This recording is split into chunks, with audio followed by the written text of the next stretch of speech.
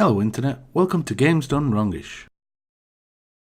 Today we'll be taking a look at the second two Xbox Games with Gold titles for August 2018. The titles are Disney Epic Mickey 2, The Power of Two, and For Honor. Let's take a look. Disney Epic Mickey 2 is basically a two-player platformer. In this game, one player plays as Mickey and the other plays as his partner Oswald. The basic story is the magical world known as Wasteland is being repaired after it was torn apart by the Shadow Bolt in Epic Mickey 1.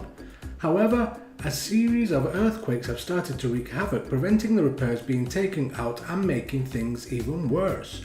As this is happening, the Mad Doctor from the first game arrives, but this time is singing all about being good and wanting to help them find the cause of the earthquakes and repair Wasteland. As everyone except Oswald does not trust the Mad Doctor and is not willing to give him a second chance, they decide to call for help from Mickey to sort this lot out. Mickey is therefore teleported through his TV into Wasteland with his trusty paintbrush. Once you are in Wasteland proper, you meet up with Oswald, who can then be controlled by a second player or by the AI. For this video I teamed up with my son and was severely hampered by that. Mickey's main abilities are to paint or delete the scenery or items around Wasteland. To do this, he can either paint the missing items with the right trigger, which splashes a magical blue paint on them to make the missing artwork reappear, or he can use his left trigger to splash a green magical paint on them to make them disappear. Oswald, on the other hand, uses an electric remote control to activate and shock items in the Wasteland. Oswald can also kind of float through the air by spinning his ears. Mickey can also hold on to Oswald's legs to get a lift. I say float for this ability and not fly, as they are not flying in these cases. Oswald will gradually drift downwards towards the ground as you are moving around, so often you need to be quick and precise to reach your destination before you fall too low. Trying to explain this to a 5-year-old is easier said than done, and as my son was in control of Oswald, we spent a lot of time falling instead of platforming. Apart from my son and my downfalls, the mechanics seem pretty sound and fun.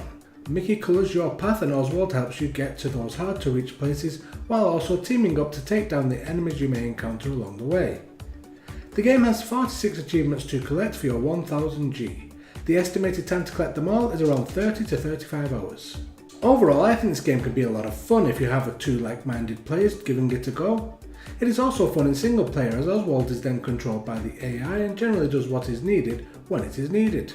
The game is clearly meant to be played in co-op though, and that I feel is where the most fun will be. Teaming up to take down enemies and clear puzzles can be absolutely great.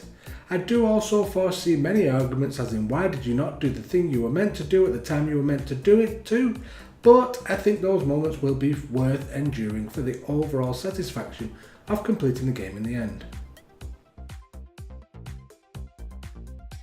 For Honor is an online team-based tactical fighting game.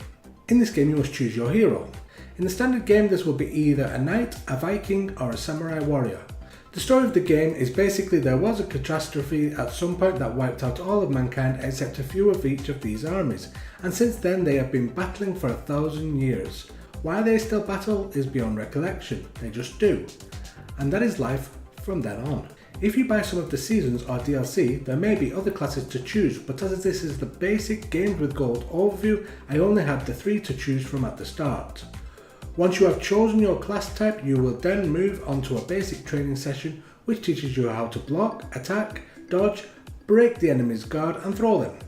The break and throw can be used in a number of ways. You can use it to just give you a moment to recover and then attack again, or you can throw them into spikes on the wall, into fire pits, or off high ledges to finish them off.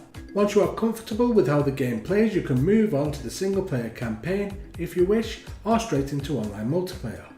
There are a number of modes such as duels and skirmishes to play in, however, the most popular seemed to be Dominion when I tried it out. In this mode, you play a 4v4 battle in which you need to try and take control of the zones on the map.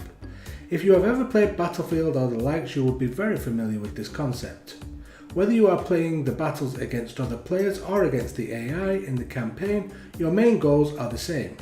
Each hero will have a small amount of minions charging into battle with them. These do not possess too much of a threat for the opposing heroes, but they can slowly hack away at their health and bolster their leader if you get caught in amongst them while dueling. Dueling is initiated by locking onto the opposing hero. This will start the duel, which is also referred to as the art of battle. This is what you have been training for in the lead up to the main game. Here you will have notifications on screen that show you which stance you and your enemy are currently in. There are 3 possible stances depicted by a sort of triangle on screen, which is split up into the up line, lower left line and lower right line. If you match your opponent's stance, you will block their incoming attacks if they attack from that same stance. However, if you attack while matching stances, they will block your attack. As such, you need to try and outmaneuver them and attack them while being able to counter their attacks. You can also dodge their attacks by pressing A and the direction you want to dodge, or you can break their blocks by pressing X to open them up for an attack or throw. This is the main gameplay loop, and it is what will keep you coming back for more. Large battles can hinge on a mistimed attack or parry. You can be in control most of the match, then all of a sudden find yourself on the back foot as the enemy changes their tactics and catches your team off guard. The game has 54 achievements to collect for your 1000G. The estimated time to collect them all is 80 to 100 hours. Overall, I think this game is really cool to get free via Games with Gold. If, like me, it did not seem your kind of thing and you did not buy it, then I urge you to give it a try now while it is free and still popular. The combat is engrossing, and while it takes time and effort to master, it is fairly easy to pick up and play at the start. You need to be able to think fast to block and dodge all the attacks, but when you get into a rhythm and the blocks and attacks are going your way, there is no better brawling simulator on the market in my eyes. That wraps up this month's Games with Gold overviews for Games Done Wrongish. I will be back again next month, so I hope you join me again then. If you like this video, please consider watching another. 2 suggestions will be on screen now. Also, if you have not subscribed already, please do so by clicking the icon in the middle of this screen. Every view and subscription will go a long way to helping the channel grow, and in turn will result in more content for you. Thank you, and until the next time, goodbye.